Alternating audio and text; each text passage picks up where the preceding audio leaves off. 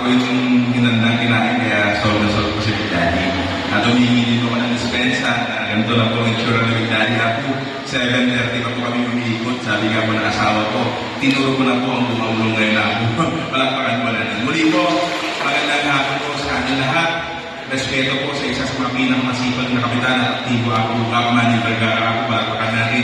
Palakpakan po natin mga barangay officials and heroes po natin.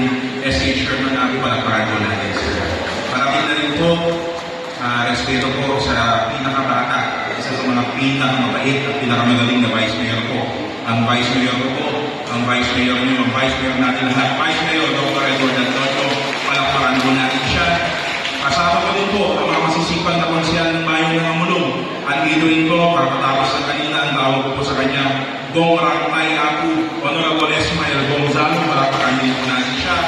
Palakpakan din po natin ang isa sa mga pinakamasipag po, dating punong barangay ng Barangay Gapot, SB Boyet Racos, palakpakan po natin ako. Uli, Barangay Gapot, magandang hapon po sa ating lahat.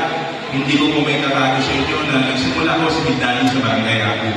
5 taon po akong barangay gagawad ng Barangay Sentro, 4 na taon na punong barangay ng Barangay Sentro.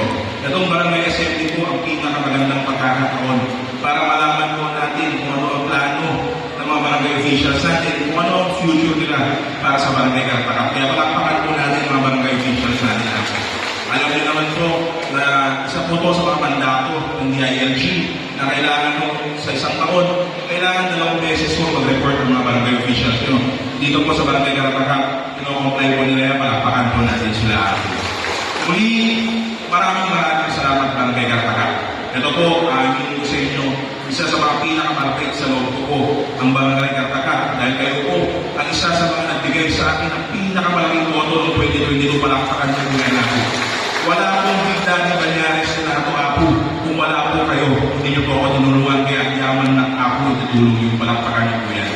Wala po, nung pinaupo niyo ang isang Big Daddy Banyares na Apo, nung wala po 2022, sinabi po ni SB Boyan na meron po siyang 16 ordinance sa Apo. Ako naman po, nakagawa na rin po ng 18 na ordinansa para po sa inyo, para po sa bayan ng Amulong. May panahon po para mag-report din po ako, malapit na po, start na po sa March 28. Doon na po kami pupunta sa inyo para sabihin kung ano mga natapos namin. Pero ngayon araw na to, ang bida po ngayon, mga barangay officials, palakpakan po natin muli sila. Muli, Barangay Karapakap, maraming salamat.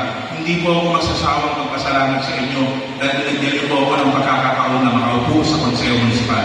Ito lang po ang lagi kong sumisigaw pag umiikot po ako. Mula po sa puso at isip ni Big Daddy Banyares Senato, kayo po at ang barangay